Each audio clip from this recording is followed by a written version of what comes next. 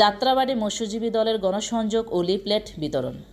বাংলাদেশ জাতীয়তাবাদী মৎস্যজীবী দলের যাত্রাবাড়ী থানা শাখা আয়োজিত বিএনপির ভারপ্রাপ্ত চেয়ারম্যান তারেক রহমান কর্তৃক ঘোষিত ৩১ দফা রাষ্ট্র কাঠামো মেরামতের লিফলেট বিতরণ করেন। অনুষ্ঠানে প্রধান অতিথি হিসেবে উপস্থিত ছিলেন বীর চট্টলার কৃতি সন্তান হাইকোর্টের আপিল ডিভিশনের বিচারপতি জনাব আব্দুস সালাম মামুন। প্রধান বক্তা হিসেবে উপস্থিত ছিলেন বারবার কারা নির্যাতিত বীর চট্টলার আরেক কৃতি সন্তান মৎস্যজীবী দলের কেন্দ্রীয় কমিটির সাবেক ভারপ্রাপ্ত আহ্বায়ক ও সিনিয়র যুগ্ম আহ্বায়ক এবং বর্তমান প্রস্তাবিত কমিটির সভাপতি পদপ্রার্থী জনাব নাদিম চৌধুরী। সভাপতিত্ব করেন মিলন হাওলাদার, সভাপতি যাত্রাবাড়ী থানা। সঞ্চালনা করেন শামীম আহমেদ, সাধারণ সম্পাদক।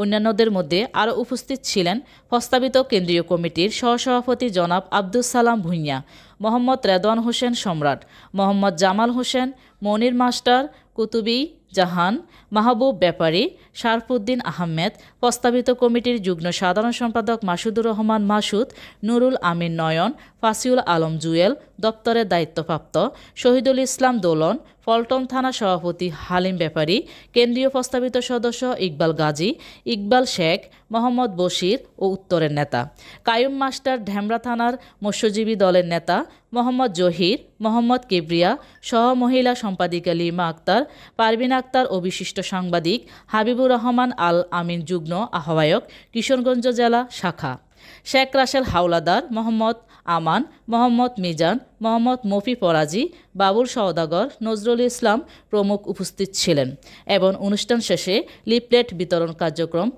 অংশগ্রহণ করেন। গভীর ষড়যন্ত্র বিভিন্ন মহল, বিগত স্বৈরাচারী সরকার, ফেসিবাদী সরকারের প্রেতাত্মা এখন দেশে বিদেশে সক্রিয়। তাই আমাদের ভারপ্রাপ্ত চেয়ারম্যান ঘোষিত এই রাষ্ট্র কাঠামো দেশের মানুষের 18 কোটি না 20 কোটি মানুষের, এটাকে মেঘনা কাটা বলে ৩০ দফাকে। তাই এটাকে সাথে নিয়ে সারা বাংলাদেশে যে কর্মসূচির পক্ষ থেকে তারা আজকের এই অনুষ্ঠান আয়োজন করার জন্য আমার পক্ষ থেকে এবং সকল নেতা কর্মীদের পক্ষ থেকে আবারও কৃতজ্ঞতা জানিয়ে স্যারকে কিছু বলার জন্য আমি ফেসিবাদের পতনের পরে ফেসিবাদ পতনের জন্য 17 বছর আপনারা সংগ্রাম করেছেন, আন্দোলন করেছেন, জেল কেটেছেন, উপোস থেকেছেন, ঘরে থাকতে পারেন নাই, পুলিশের তাড়া খেয়েছেন, আত্মীয় স্বজনের বাড়িতে গিয়েছেন, একদিনের বেশি 2 দিন রাখতে পারে নাই, পুলিশ তাড়া করেছে, ধরে আয়না করে নিয়ে গেছে, মারপিট করেছে, এমনকি আত্মীয় স্বজনকে মারপিট করেছে।